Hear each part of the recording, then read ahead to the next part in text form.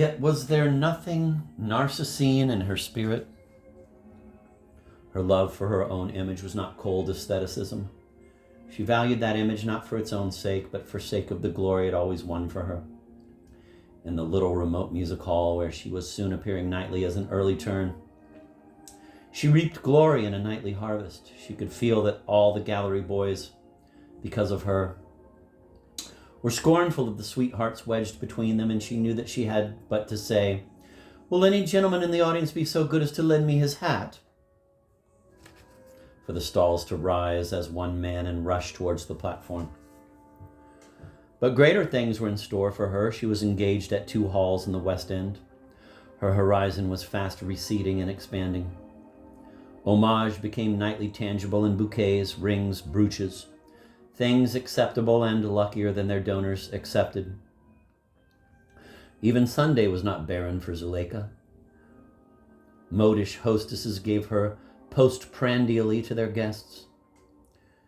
Came that Sunday night, notenda candidissimo calculo, when she received certain guttural compliments which made absolute her vogue and enabled her to command thenceforth whatever term she asked for. Already, indeed, she was rich. She was living at the most exorbitant hotel in all Mayfair.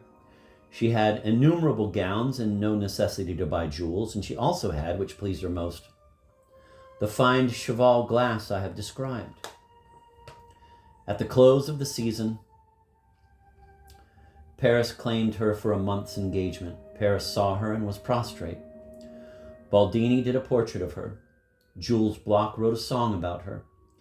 And this for a whole month was howled up and down the cobbled alleys of Montmartre.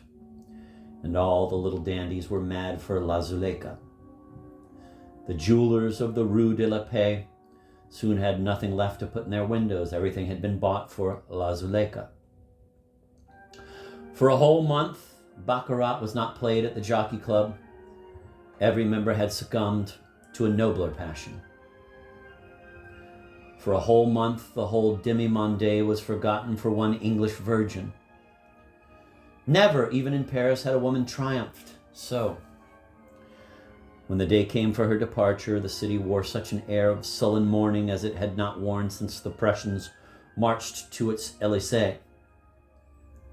Zuleika, quite untouched, would not linger in the conquered city. Agents had come to her from every capital in Europe, and for a year she ranged in triumphal nomady from one capital to another. In Berlin, every night the students escorted her home with torches. Prince Weyer von Siebennechtun offered her his hand and was condemned by the Kaiser to 6 months' confinement in his little castle. In Yildiz Kiosk, the tyrant who still throve there conferred on her the Order of Chastity and offered her the central couch in his seraglio. She gave her performance in the Quirinal, and from the Vatican the Pope launched against her a bull which fell utterly flat. In Petersburg, the Grand Duke Salamander Salamandrovich fell enamored of her.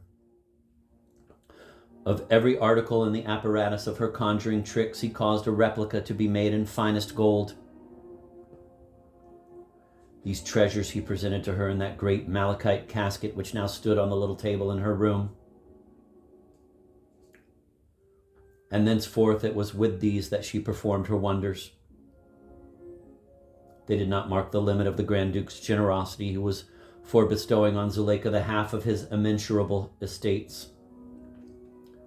The Grand Duchess appealed to the Tsar. Zuleika was conducted across the frontier by an escort of love-sick Cossacks. On the Sunday before she left Madrid, a great bullfight was held in her honor. 15 bulls received the coup de grace, and Alvarez, the matador of matadors, died in the arena with her name on his lips. He had tried to kill the last bull without taking his eyes off La Divina Senorita. A prettier compliment had never been paid her, and she was immensely pleased with it. For that matter, she was immensely pleased with everything. She moved proudly to the incessant music of Payan, I, of a paean that was always crescendo. Its echoes followed her when she crossed the Atlantic till they were lost in the louder, deeper, more blatant paean that rose for her from the shores beyond. All the stops of that mighty organ, many-piped, the New York press, were pulled out simultaneously, as far as they could be pulled, in Zuleika's honor. She delighted in the din. She read every line that was printed about her, tasting her triumph as she had never tasted it before, and how she reveled in the Brobdingnagian drawings of her, which, printed in 19 colors, towered between the columns or sprawled across them. There she was, measuring herself back to back with the Statue of Liberty, scudding through the firmament on a comet, whilst a crowd of tiny men in evening dress stared up at her from the terrestrial globe, peering through a microscope held by Cupid over a diminutive Uncle Sam, teaching the American eagle to stand on its head, and doing 101 other things, whatever suggested itself to the fancy of native art.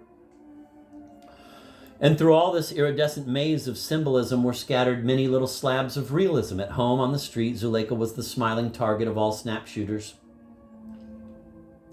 And all the snapshots were snapped up by the press and reproduced with annotations.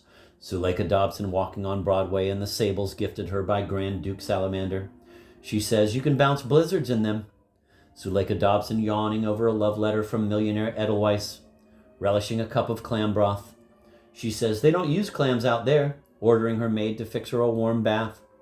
Finding a split in the glove she has just drawn on before starting for the musicale given in her honor by Mrs. Suetonius ex Meistersinger, the most exclusive woman in New York, chatting at the telephone to Miss Camille Van Spook, the best-born girl in New York, laughing over the recollection of a compliment made her by George Abimelech Post, the best-groomed man in New York, meditating a new trick, admonishing a waiter who has upset a cocktail over her skirt, having herself manicured, drinking tea in bed.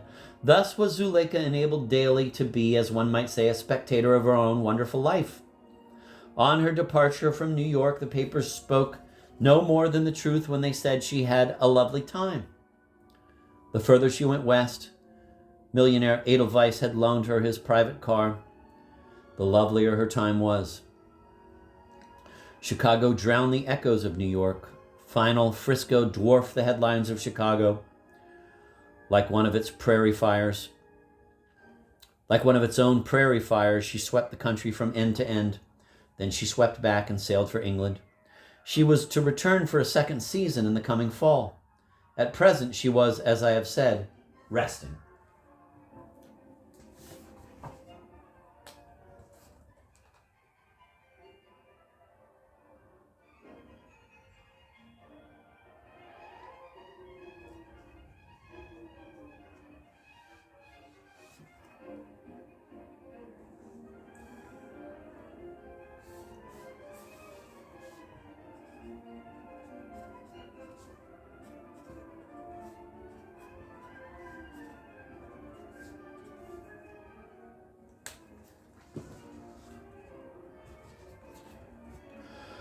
As she sat here in the bay window of her room, she was not reviewing the splendid pageant of her past. She was a young person whose reveries never were in retrospect.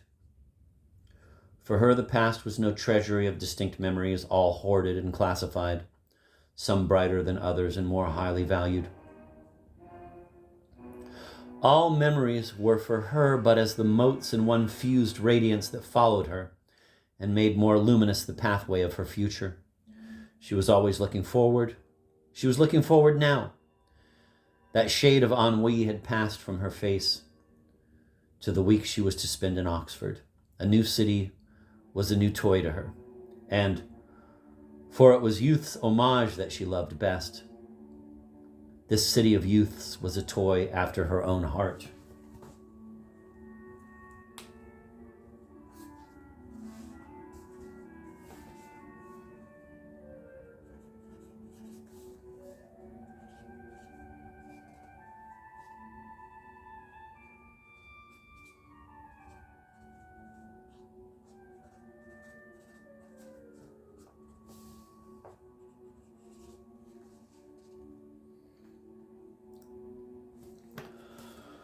Ay, and it was youths who gave homage to her most freely. She was of that high-stepping and flamboyant type that captivates youth most surely. Old men and men of middle age admired her, but she had not that flower-like quality of shyness and helplessness, that look of innocence so dear to men who carry life's secrets in their heads. Yet Zuleika was very innocent, really. She was as pure as that young shepherdess Marcella, who all unguarded roved the mountains and was by all the shepherds adored. Like Marcella, she had given her heart to no man, had preferred none. Youths were reputed to have died for love of her, as Chrysostom died for love of the shepherdess. And she, like the shepherdess, had shed no tear.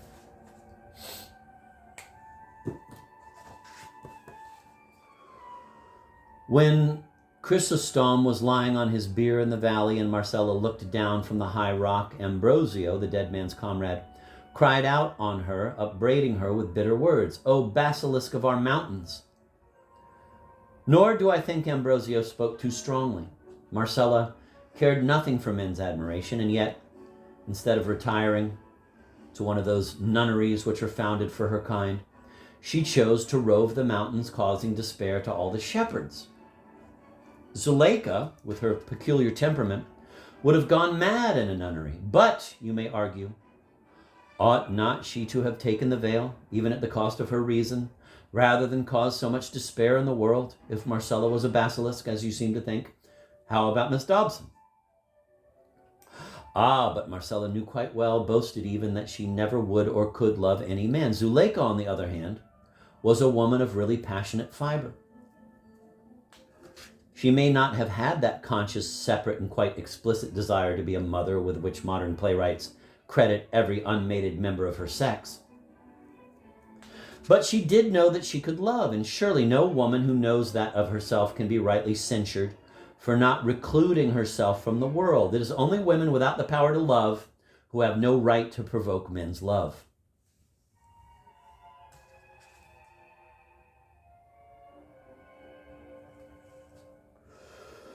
Though Zuleika had never given her heart, strong in her were the desire and the need that it should be given. Whithersoever she had fared,